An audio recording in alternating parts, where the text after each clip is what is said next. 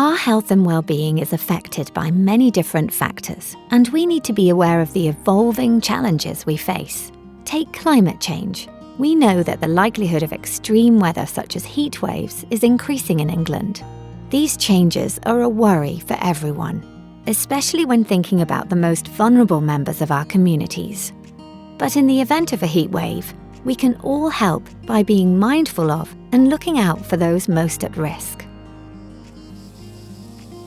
In the summer, heat waves can happen without warning and can rapidly affect people's health. Those most at risk might be young children, older people who are living alone or isolated, or people who have poor mobility through chronic or severe conditions. Those with learning disabilities or neurological conditions like dementia might struggle to assess the risks and adapt their behaviour. Others might be affected by low-quality housing, for example, living in a high-rise building with poor ventilation, where temperatures don't drop to comfortable levels at night. Remember that vulnerable individuals, adults and young people, are not always able to recognise when they are in danger or articulate their needs. There are additional challenges for those sleeping on the streets or housed in shelters.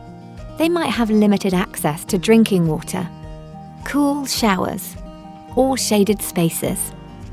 And they might be wearing extra clothing or carrying heavy bags, even during hot weather.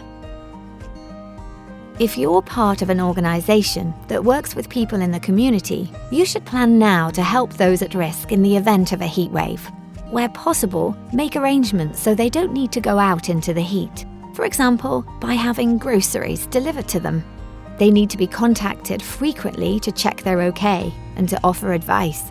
And they should know who to call in an emergency and arrange for someone to visit them daily or more often. But it's not possible for organisations to know everyone in their community, and face-to-face contact might be limited. That's where we as individuals all have a role to play. Whether you work in health or social care, volunteer as an NHS responder or some other community role, or even if you simply have concerns about the well-being of your neighbours. There are opportunities for us to make a difference to vulnerable people.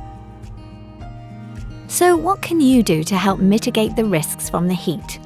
Firstly, you can take some practical steps to help keep their living environment cool. Ensure rooms are well ventilated by opening windows or using electric fans. Close curtains or put up shade to block out the sunlight. And consider moving the person to a cooler room in the house. You can also help them to regulate their own body temperature. For example, advise them on appropriate clothing.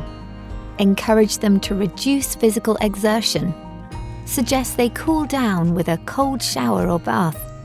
And ensure they are well hydrated.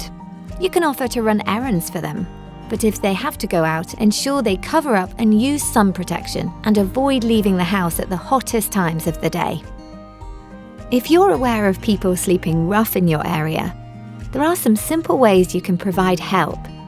You could offer them bottles of water, a hat, or other items of clothing which offer protection from the sun, and sunscreen.